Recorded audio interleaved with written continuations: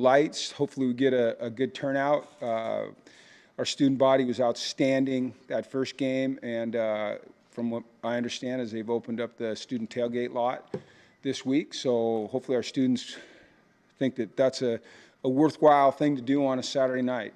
Get out of stores, get down to Hartford, have some fun, support their team, and we would really appreciate that. So we're looking forward to it. It's going to be should be a great game. I think FAU is a really good team. Really like their quarterback. We've played him before. Well, this team hasn't, but some of the guys have. Play good defense. They don't give up a lot of points. The quarterback is active. I mean, he's a heck of a runner, and he's fearless. He's tough, and he's competitive as heck. So the main thing for us is to go out and execute to the best of our ability. To go out and get off to a faster start than we got off to the other night, and then certainly, the last quarter and a half, learning how to close on people when you get the lead. So we had a good practice this morning. Guys are locked in. I think they're over the defeat, learn from it, apply all those lessons, and move forward. And so that's what we're doing. We're all eyes on FAU and Saturday night and playing the best we can.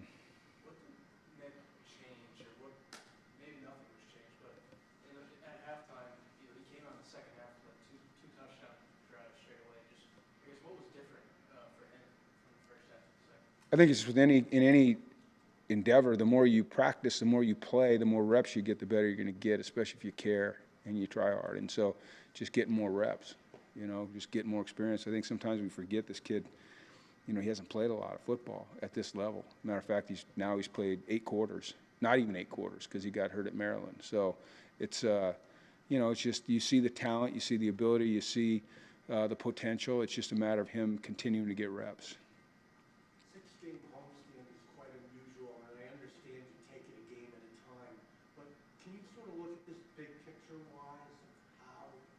I don't even, there's no place in my brain for that other than, look, we're going to win this, try to do all we can to win this game Saturday night.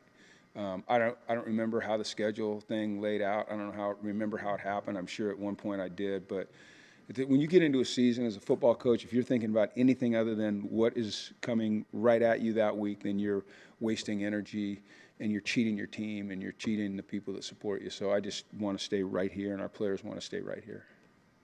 What have you seen from your special teams? I know it's had 3 kind of long kicks so far, but it doesn't ever convert such situations. Well, special teams has been played well. Our kickoff coverage has been outstanding. Our punting game has been outstanding.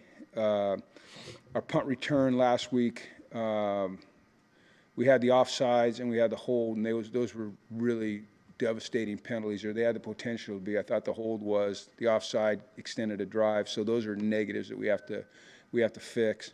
I think you watch Chris on kickoffs. He's a tremendous kickoff guy, and I believe he's a really good field goal kicker. Unfortunately, we put him in some tough situations in every game to go out and get his first field goal. So, I'd like to hope that we can get him in a situation where we can go out there and build some confidence with maybe, a kick that's a little more direct and not quite as far. But he's unfazed right now, and he's very confident, and we're all confident in him.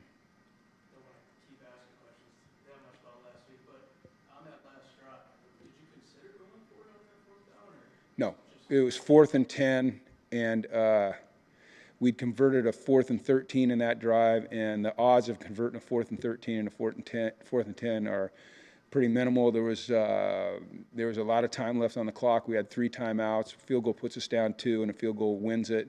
Felt like we could get the ball back, which we didn't. So no, the field goal was. There's no question that was the right move. You see Nick taking steps forward. I mean, is he just reading better? Or just like his first game, he looked like he was rushing a lot of things. And you understand it's his first start ever, but do you see him just more calm or more composed? Yeah, it's interesting. In the game the other night, even though there was, we got off track a little bit, he was really calm and composed on the sideline. Before we took the lead. And I think that's just his personality. It's typical that the more you play, the game kind of slows down for you, and you can diagnose things at a different pace than when you feel rushed, you know. And there's really no difference in the speed of the game, but it's in how you process the information. So I think the more reps he gets, the faster he'll process information, which means that his decision making can be a little bit more calm. And that's encouraging to see after, you know, what, 6, 7 quarters of football. I understand your answer to Carl's question, but can 6 home games in a row build momentum and confidence for the team? I mean, If we win, yeah. I mean, I'm not trying to be smug either. If we win, yeah. I mean, look, if you win, you become more confident regardless of where you're winning. If you want me to, you know, kind of take off my blinders and think about the 6 games, if you win and you build momentum and your crowd size increases because they like to watch you play football and you're winning at home, then there's more energy in the stadium and that helps you, you know, and that becomes true home field advantage. So, yeah, if you want me to look down the road like that, I'll tell you that, yeah, I'm going to keep it right here because you have to, but if I can just for a minute take that attitude and say, well, let's just look long term, I mean, there's no doubt that it helps, right? But it only helps if we win. So we just have to focus on winning this game. Does that make sense? Yeah, I hope it does. I'm sure sometimes I don't make a lot of sense. How do you keep them, or how do you teach them how to win out and close out the game like last Saturday? Is it more about just keeping them mentally focused on what they need to do when they get the lead? That's a great question. It's a hard question, too. And it's a hard thing to do. So with 8:21, we had the lead. We were up 21-20, right, at 8:16. And we had a real shot. We had them down on the 25-yard line. They got a couple first downs. We got off the field, but they kicked it down to the 6-yard line. They flipped the field. And then we went out and we went 3 and out. And we didn't execute those 3 plays the way we should. Even though we were backed up, if we could have just given ourselves some field position, you know, and gotten out of there. And then some other things happened. I can't recite every series, but we didn't execute well enough on offense, and we didn't get off the field on defense. And the reason is I believe, this is my belief, is that we lacked some confidence. You know, they really turned it up. We didn't necessarily match their intensity. Sometimes when you lack a little confidence because you haven't been in those situations a lot, which we haven't, your mind starts to race a little bit, and you get ahead of yourself in terms of what you're supposed to do, or you're thinking about the last play and you're letting it affect the next play. And so it's all about just being able to focus and stay in the moment. And that's hard to do. It's easy to say, it's hard to do, especially against a team like that. And so it's something that you have to emphasize. You know, you have to show them on film. You have to talk about it. You have to be truthful. You have to be honest. You have to recognize it, accept it, and then you'll get better. And then you have to practice it. You know, you have to set up situations in a game or in practice that emulate the game as much as you can in terms of the pressure. But I just believe that eventually there's a breakthrough moment, you know, in those games, and it's coming for us. It's coming. talk about Cam Edwards' progress. I mean, he's that guy who was his year running back or a defensive back. Oh, he's getting better. He looked like a legit #1 running back. I agree. Yeah, he came in, and we all know he was the player of the year. Played offense, played defense. We put him on defense to start out with. He was kind of a knucklehead his first year. He was like a lot of kids. He was immature, trying to adjust to college. We had some injuries, moved him over to running back, put him on the scout team. He started doing a really good job, and then last year we know what happened with our running back room, put him in, and it just seems like a natural position for him. He's tough, he's physical, he's smart, he cares, he can catch. I believe he's a #1 running back. I think that, and I've told him this, that a lot of the identity of our team is tied up into the way he plays football. He's tough, he's rugged, he's physical, he's violent, he's consistent. He tries to run people over, he tries to hurt people. He doesn't go down easy. He has overcome tons of adversity in his life, and it's just been amazing to see how far he's come since he first walked in these doors, and it's pretty dang awesome, pretty dang awesome. And it's a good lesson, You know, that kids, you know, they grow up in different ways at different times. And because I'll be honest, that first year I was like, I don't know, but maybe we made a mistake here. And boy, you know, he's just done an amazing job of solidifying himself in this program as a heck of a player. Do you think it was just conversations you had with him or teammates had with him? What causes that maturity? Well, you know, I think being in a college environment, you know, where the demands are heavy on you, you know, on the field, the demands were heavy on him. You know, we put a lot of pressure on him, and he could have wilted, you know, or he could have ran from it, but he embraced it. We were honest with him about where he needed to be and where he, you know, how far he had to go, and he just embraced it. You know, there was something inside of him that just accepted the challenge, and he keeps accepting it. I mean, he just keeps getting better and better. Maybe the most impressive thing is not necessarily his play, but he went from kind of a very immature kid to a real leader. Like, you know, he doesn't have to say a lot, but when he does, like, he's one of those guys now that people listen, you know, and he's earned all of that, and it's pretty impressive. I was able to catch up with Christian Hayes in Foxborough over the weekend. You did? And he gave you guys a lot of credit for your practices being NFL-like, he said. Yeah. I was just wondering if you could elaborate on what that means and what part of your practice that way, and if that's just conscious decision being practiced like that or just natural from your experience. Probably just what I'm used to, you know. I mean, that's kind of the way I've always done it, the way I've practiced, very situational. You know, I believe football is a very situational game. You know, you have to master situations. And, you know, I've been lucky, as you all know, I've said, to be around some of the greats of all time in this sport and learned a lot from them and just try to take the things that I felt like they did well and that made a lot of sense and apply them. And we're very demanding. We're very detailed. We try not to gloss over any of the real fine points of the game that we believe are going to help our players get better and help us win. So that's good to hear from Christian. You know, it kind of confirms what I believe is that we're doing it the right way. Did he start? He did start. Did he? 2 drives and he was on field. He got to play 2 drives? Yeah. Good for him.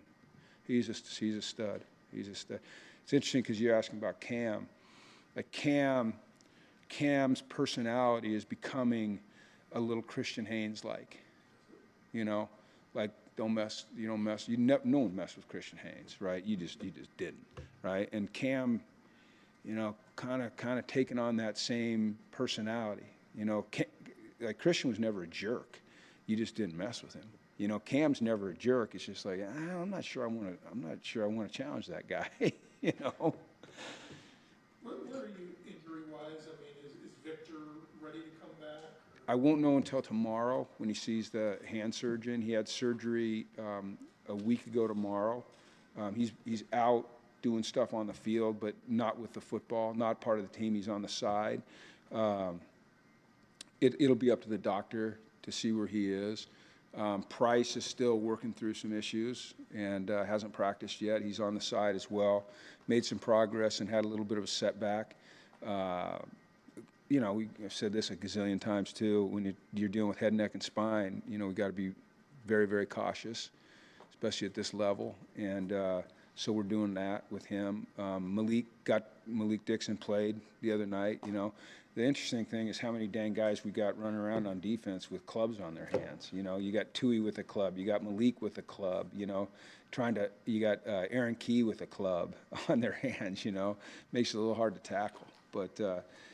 We're getting better. We didn't have anything significant on Saturday night. That's a positive. When you come out of a physical game like that and not have any significant injuries. Coach, when you think about the fact that you guys did claw your way out of 17-0 hole, is that something that you feel like at practice, in meeting rooms, and film study that you can point to a little bit and say, hey, like, you know, it doesn't matter necessarily what's in front of us, we can overcome this challenge to get over that hump and take this team to the next level? Yes, but you can't be satisfied with it, right? Yeah, I think you have to acknowledge it, but you don't necessarily. It's not an achievement unless you win the game, right? And our guys have a great understanding of that, and that's why, like after the game, when you're talking to your team after a game like that, there's this enormous conflict inside of you as a coach, and I felt this enormous conflict inside of our players as well, because we all recognize that we've made progress, but we failed in our objective, which was to win the game. And so how do you reconcile those two? You know, because the last thing you want to do is give yourself an excuse. And I will say this, we don't want to lose small. We want to win big, right? Losing small, people go, that's a moral victory. It's a loss. And so making sure that nobody feels okay about losing small is what we have to make sure we do, while still recognizing, hey, if we take care of the details, we have a chance to win big. But don't ever accept losing small. That's not okay. It can't be okay. We have to make that breakthrough. We have to. It's like we cracked the glass a little bit, but we haven't run through it. So, does that make sense? You know. What's you seen from Jake McDonald? He's coming in and made a big impact. He's violent. He loves football. He's physical. He's still learning the scheme, you know, so he's not necessarily perfect yet in all his assignments, but he's working towards it. He had a sack the other night where he just ran over the back. He provides great energy to our defense. He was a huge addition to this team because he brings personality. He's got a big personality. You know, he loves football, and he wears it on his sleeve. And we need some of that, you know. I look out there today at practice and I see, you know, right down the middle of our defense, I see Dal and Jelani, and I see Jaden and Tui, and I see Durante, and I go, that's what I like to see right there. You know, these are 5 or 6 guys that love football. They're passionate about it. They're violent.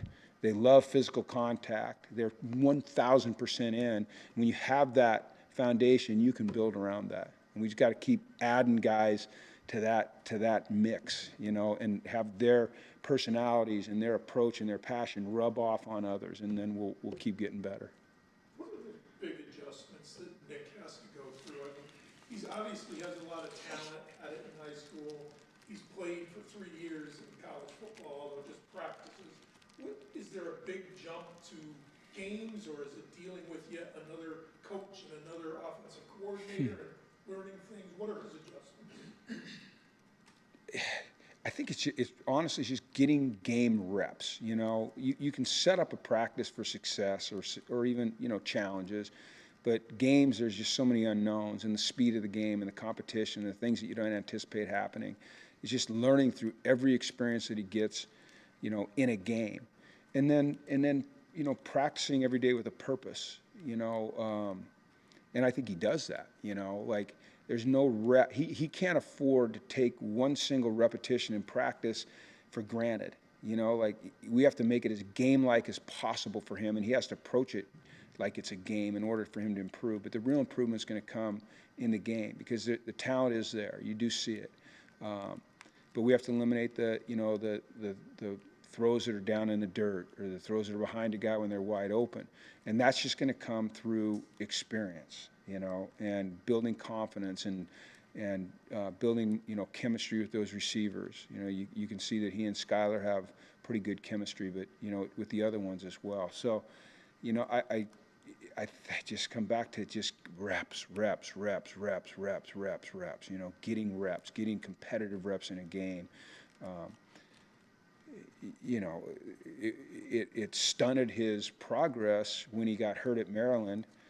Couldn't finish out that game, and then didn't get a chance to get the work versus Merrimack, you know, where we had some success on offense. That could have been a real confidence builder. Now, I don't think his confidence is lacking at all. I just think there's just some uncertainty at times because he hasn't had enough repetition. How valuable is his? What's that? I'm sorry. How valuable is his ability to run? We saw him Oh, yeah. start both halves, you know, Right. big momentum building. Yeah. Well, you look at college football nowadays, and those teams that have a quarterback that can make plays with his legs, those seem to be the teams that are, you know, successful on offense. You know, that ability to take a broken play and turn it into a first down, or the ability to design a run for a guy, you know, those create nightmares for a defensive coach. You know, in the old days, you didn't have to plan for a quarterback running. Yeah, quarterbacks could scramble, but there weren't a lot of designed quarterback runs, or the zone read game, or the triple option game. So having a guy that has the ability to go or pull it and go, or run a design run play is huge. I mean, the pressure it puts on a defensive coordinator is, it really can't be overstated. You know, I've been on that other side with a running quarterback just going, oh my God, you know, we don't have enough hats. They got more hats than we do. More, when I say that, I mean more blockers. Same thing with the tackling. We hadn't been happy early on, but it seemed to get better with the Duke game. It got better. It got better. You know, I don't think I'll ever be satisfied till there's never a missed tackle in a game, which will never happen. You know, that's just a fact of life. We played with a lot of violence on defense and a lot of physicality. Our play injury was better. We had more guys flying to the ball, and we tackled better. And that's the expectation. And we have to continue to practice that way, and then we have to put it on film on Saturdays. But, you know, at the end of the day, right, that's what it's all about on defense, is keeping it out of the end zone, and keeping it out of the end zone means tackling them, get them on the grass. So we got better at it against a good team. Now we have to see another step up this week. Okay, thanks everyone. Have a good day. Appreciate you coming out.